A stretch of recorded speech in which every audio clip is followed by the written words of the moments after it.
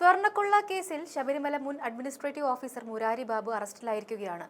പെരുന്നയിലെ വീട്ടിൽ വെച്ചാണ് ഇയാളെ കസ്റ്റഡിയിലെടുത്തത്. പിന്നാലെ ചോദ്യം ചെയ്യൽ പൂർത്തിയാക്കിയാണ് അറസ്റ്റ് രേഖപ്പെടുത്തിയിരിക്കുന്നത്. കേസിലെ രണ്ടാം പ്രതിയാണ് ഇയാൾ.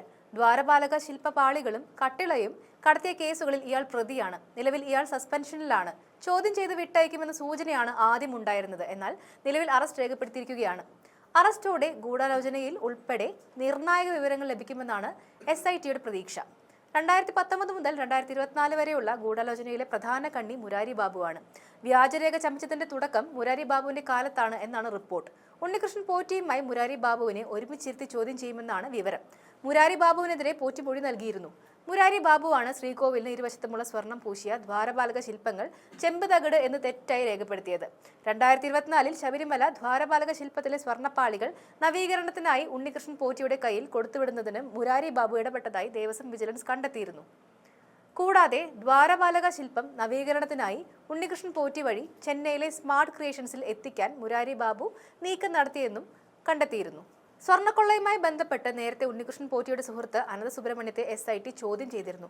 എല്ലാം ചെയ്തത് ഉണ്ണികൃഷ്ണൻ പോറ്റിയുടെ നിർദ്ദേശപ്രകാരമായിരുന്നു എന്നാണ് അനന്ത സുബ്രഹ്മണ്യത്തിന്റെ മൊഴി.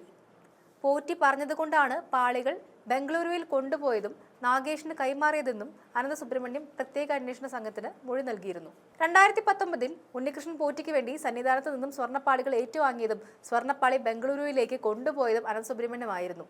ക്രൈംബ്രാഞ്ച് ഓഫീസിൽ ഉണ്ണികൃഷ്ണൻ പോറ്റിക്ക് ഒപ്പം ഇരുത്തിയാണ് ഇയാളെ ചോദ്യം ചെയ്തത്. ദേവസ്വം വിജിലൻസിന്റെ റിപ്പോർട്ടിൽ അനന്ത സുബ്രഹ്മണ്യത്തിന്റെ പങ്കിനെപ്പറ്റി വ്യക്തമാക്കിയിരുന്നു. ദ്വാരപാലക ശില്പത്തിലെ സ്വർണ്ണമോഷണവും കട്ടിളപ്പാളിയിലെ സ്വർണ്ണമോഷണവും 2 കേസുകളായാണ് രജിസ്റ്റർ ചെയ്തത്. 2 കേസിലും ഉണ്ണികൃഷ്ണൻ പോറ്റിയാണ് ഒന്നാം പ്രതി. ദ്വാരപാലക ശില്പത്തിലെ സ്വർണ്ണമോഷണത്തിൽ ഉണ്ണികൃഷ്ണൻ പോറ്റിക്ക് പുറമെ 9 പേരെയാണ് പ്രതി ചേർത്തത്. ഇതിലാണ് മുരാരി ബാബു രണ്ടാം പ്രതിയായിരിക്കുന്നത്. കട്ടിളപ്പാളിയിലെ സ്വർണ്ണമോഷണത്തിൽ 8 പേരാണ് പ്രതികൾ. ഉണ്ണികൃഷ്ണൻ പോറ്റിയുടെ സുഹൃത്ത് കൽപേഷ് 2019 ദേവസ്വം കമ്മീഷണർ പത്മകുമാർ, പ്രസിഡന്റായിരുന്ന 2019 തിരുവിതാംകൂർ ദേവസ്വം ഭരണസമിതി എന്നിങ്ങനെയായിരുന്നു പ്രതികൾ.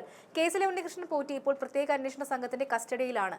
എന്തായാലും സംഭവത്തിന്റെ പിന്നാമ്പുറത്തിൽ കൂടുതൽ വിവരങ്ങൾ പുറത്തു വന്നതോടെ കേസിൽ ഭരണകൂടത്തിന്റെ ഇടപെടലിനെ ചോദ്യം ചെയ്യുന്ന ശബ്ദങ്ങൾ ഉയരുന്നു. ഈ അറസ്റ്റ് സർക്കാരിനെ കൂടുതൽ പ്രതിരോധത്തിലാക്കിയിരിക്കുകയാണ്. ഇപ്പോൾ എല്ലാ കണ്ണുകളും തിരിയുന്നത് ദേവസ്വം മന്ത്രിയിലേക്കാണ്. കേസുമായി ബന്ധപ്പെട്ട ആരോപണങ്ങൾ ശക്തമായതോടെ അദ്ദേഹത്തിന്റെ രാജി ഉടൻ ഉണ്ടാകുമോ എന്നാണ് രാഷ്ട്രീയ വൃത്തങ്ങൾ ഉറ്റുനോക്കുന്നത്. 2019 മുതൽ ഇക്കാലയളവ് വരെ 2 ദേവസ്വം മന്ത്രിമാരാണ് LDFന് ഉണ്ടായിരുന്നത്. കടകംപള്ളി സുരേന്ദ്രനും VN വാസവനും. ഇവർ 2 പേരും ഈ തട്ടിപ്പിന് ഒരു തരത്തിൽ ഒരേപോലെ കുറ്റക്കാരാണ്. ഈ 2 പേരും നിയമ നടപടികൾ നേരിടേണ്ടി വരുമോ എന്നാണ് ഇപ്പോൾ കേരളം ഉറ്റുനോക്കുന്നത്.